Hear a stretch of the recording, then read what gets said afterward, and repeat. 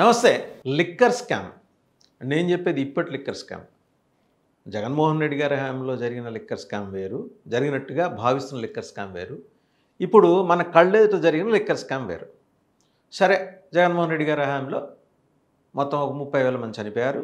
ఈ cheap liquor, adulterated liquor, కల్తీ మద్యం తాగేసి చాలామంది కంటి చూపు పోయింది, కిడ్నీలు పోయినాయి, లివర్లు పోయినాయి, మతిస్థిమితం తప్పింది, వాట్ నాట్ ఎవ్రీథింగ్. కూటమి పక్షాలు చెప్పాయి. నిజమే కామోస్ అనుకున్నారు జనాలు. దానికి తగ్గట్టు తీర్పు వచ్చింది.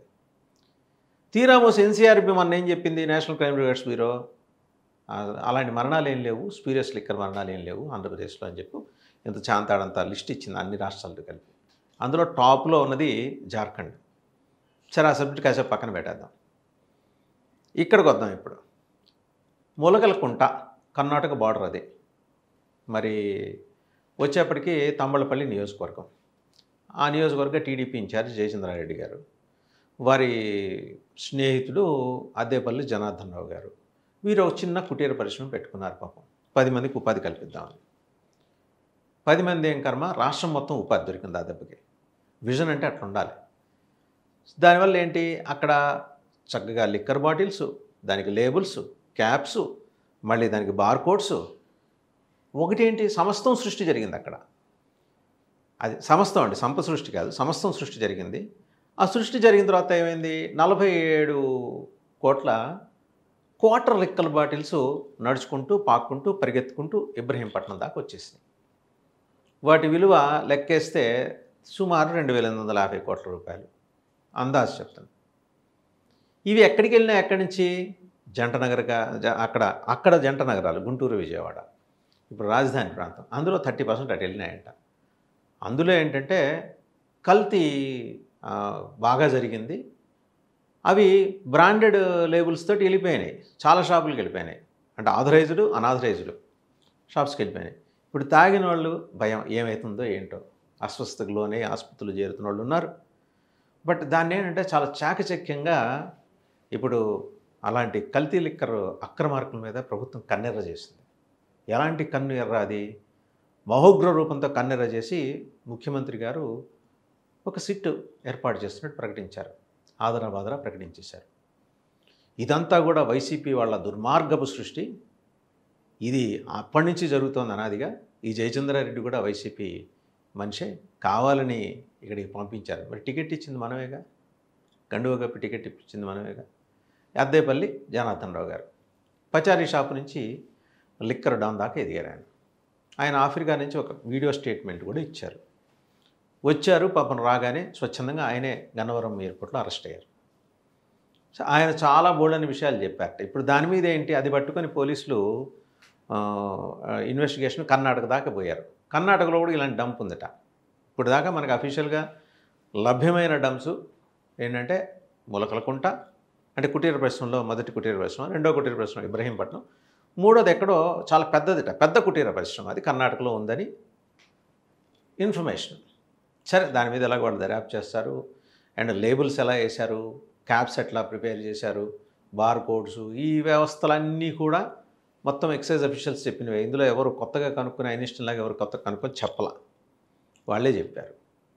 అసలు ఈ తీగలాగితే డొంక ఎలా కదిలిందంటే అది ఎవరు చెప్పలేకపోతున్నారు. ఎక్కడో పంపకాల్లో తేడా వచ్చినాయా, లేకపోతే మళ్ళీ వీళ్ళల్లోనే ఈ గ్రూపు తగాదాలు వచ్చి బయటపడినాయా?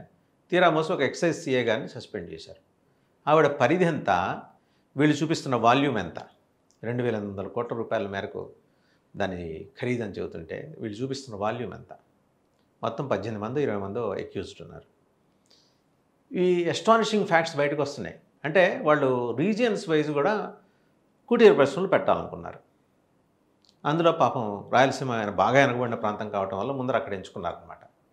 అక్కడి నుంచి ఈ రాజధాని ప్రాంతానికి వచ్చారు, దక్షిణ కోస్తా జిల్లాలకి. బహుశా నెక్స్ట్ డంప్ ఉత్తరాంధ్ర జిల్లాలో ఉండేమో మరి, ఎందుకంటే ఎక్సైజ్ అఫీషియల్స్ ఇన్వెస్టిగేట్ చేస్తున్నారు కాబట్టి వాళ్ళే చెప్తారు నిదానంగా.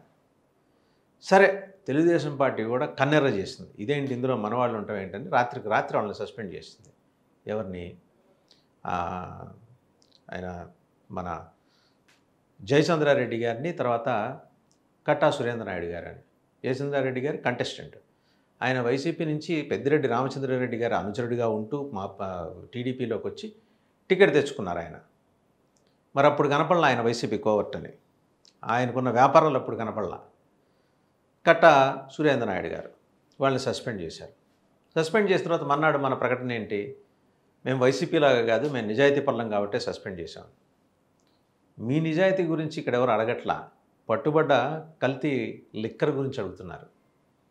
మీ నిజాయితీ గురించి వేరే డిబేట్లు, వేరే చర్చలు, వేరే సందర్భాలు చాలా ఉన్నాయి, అప్పుడు మాట్లాడుకోవచ్చు. ప్రస్తుతానికి ఈ ప్రవాహం చాలా ఉధృతంగా ఎక్కడి దాకా వెళ్ళింది? రాయలసీమ జిల్లాలని దాటుకొని నెల్లూరు, ఒంగోలు మీదుగా రాజధాని ప్రాంతానికి చేరుకుంది, ఇబ్రహీంపట్నానికి చేరుకుంది. ఇప్పుడు ఈ బాటిల్స్ ఎక్కడెక్కడ సర్వ్ అయినాయి, ఏ పేరుతో సర్వ్ అయినాయి? అయితే ఎక్సైజ్ వాళ్ళు ఒక సురక్ష యాప్ తీసుకొచ్చారు. దాన్ని కన్స్యూమరు స్కాన్ చేస్తే అది నకిలీనా ఒరిజినల్ అని తెలుస్తుందట. అంతా అయిపోయిన తర్వాత మీరు ఆకులు పట్టుకుని ఏం లాభం? వెళ్ళిపోవాల్సింది వెళ్ళిపోయింది. మరి ఎక్కడికి వెళ్ళింది? ఆథరైజ్డ్ షాప్స్, బార్స్ అండ్ రెస్టారెంట్స్కి వెళ్ళిందా? అనాథరైజ్డ్ వాటికి వెళ్ళిందా? అనాథరైజ్డ్ అంటే ఏంటి? ఇవి మన బెల్ట్ షాప్స్ దాదాపు 70,000 ఉన్నాయట రాష్ట్రంలో. అవి కిందటి ప్రభుత్వం కట్టడి చేసింది. మరి ఇవి ఎక్కడికి వచ్చినాయి? కిందటి ప్రభుత్వం అంటే వైఎస్ఆర్సీపీ ప్రభుత్వంలో మరి కల్తీ లిక్కర్ తాగి రకరకాల చీప్, కల్తీ, వాట్ నాన్ సెన్స్, మొత్తం అసలు విషపూరిత రసాయనాలన్నీ వాడటం వల్ల కళ్ళు పోయినోళ్ళు, లివర్లు పోయినోళ్ళు, కిడ్నీలు పోయినోళ్ళు, మతిస్థితం తప్పినోళ్ళు, ఏకంగా పోయినోళ్ళు అంతా కలిపి 30,000 దాటే అని చెప్పారు. ఆ లిస్ట్ ఏమో ఎన్సీఆర్ అదేం లేదంటది. ఇవి కూటమి పక్షాలేమో అంటాయి. కూటమి పక్షాల్లో కీలక భాగస్వామి అయిన జనసేన మాట్లాడలేదు. బీజేపీ అసలు మనకు సంబంధం లేదన్నట్టుంది.